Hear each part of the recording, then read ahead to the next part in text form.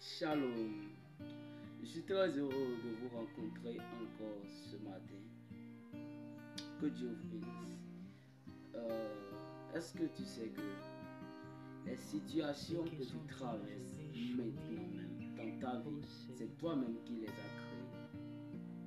Les problèmes que tu traverses dans ta vie maintenant, les douleurs, tout ce que tu traverses présentement, les difficultés que tu traverses dans ta vie présentement, c'est toi-même qui les as créées. Comment tu les as créées? Parce que tu es un créateur. Dieu t'a créé étant un créateur en miniature, étant un créateur amateur.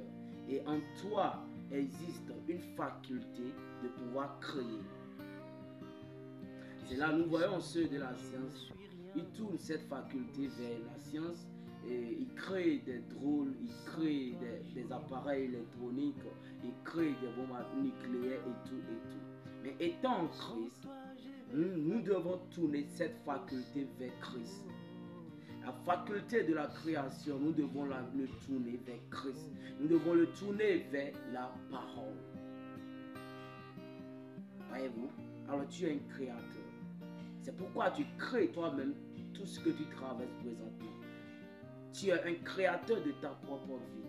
Pourquoi? Parce que, prenons l'exemple de Jonas. Jonas était un fils de Dieu. Jonas était un homme selon le cœur de Dieu. Et nous voyons que Dieu l'a commissionné. Dieu l'a envoyé en mission. Et parce que Jonas a désobéi à Dieu, la loi de la mort l'a frappé. Pourquoi? Parce qu'en Dieu existait la loi du Deutéronome. Deux lois. La loi de la vie et la loi de la mort. Dieu dit, si tu écoutes mes paroles et tu fais ce que je dis, alors la loi de la vie doit agir sur toi. Mais si tu désobéis à ma parole, alors la loi de la mort est là pour agir sur toi. Et c'est ça le dessein de Dieu. C'est ça le principe de la création.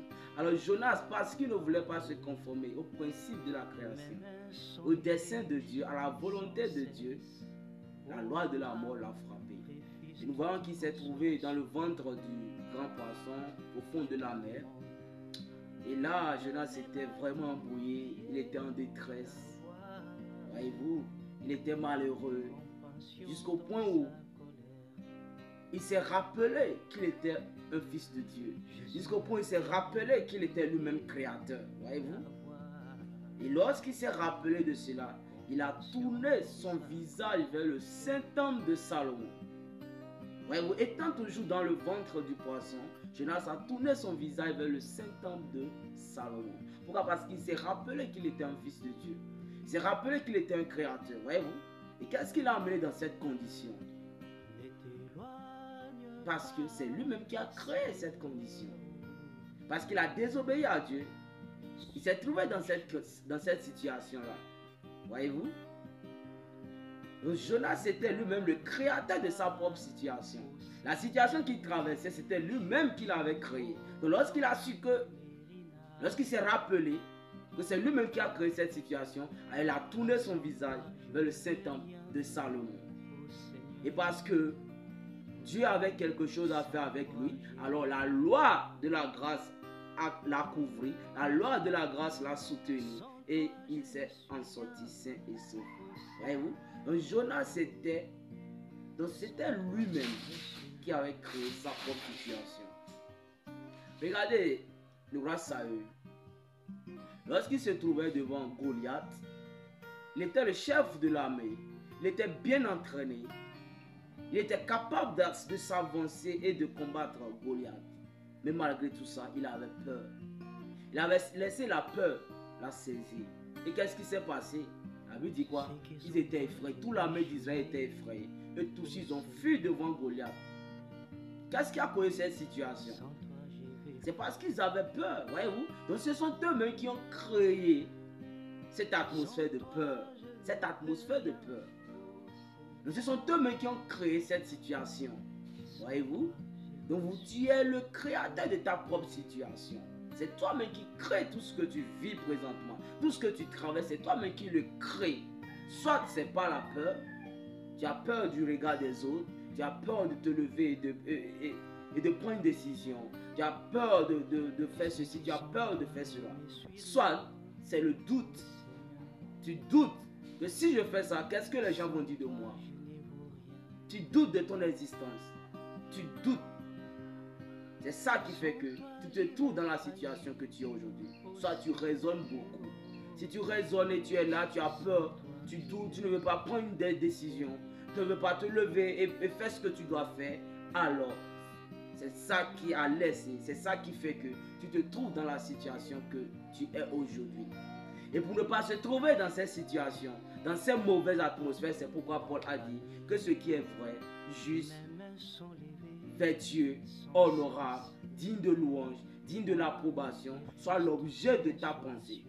Alors, lorsque tout ce qui est positif serait l'objet de ta pensée, tu créeras une bonne atmosphère autour de toi. Et lorsque tu créeras la bonne atmosphère autour de toi, alors le résultat doit se produire. Voyez-vous? Regardez, lorsque l'ange a rencontré Marie, Marie était allée saluer sa sœur Élisabeth. Alors Marie était en pleine joie, son visage rayonnant, et elle était partie voir Élisabeth. Mais Élisabeth, elle autre, elle vivait dans le jour de sa détresse, elle vivait dans une situation.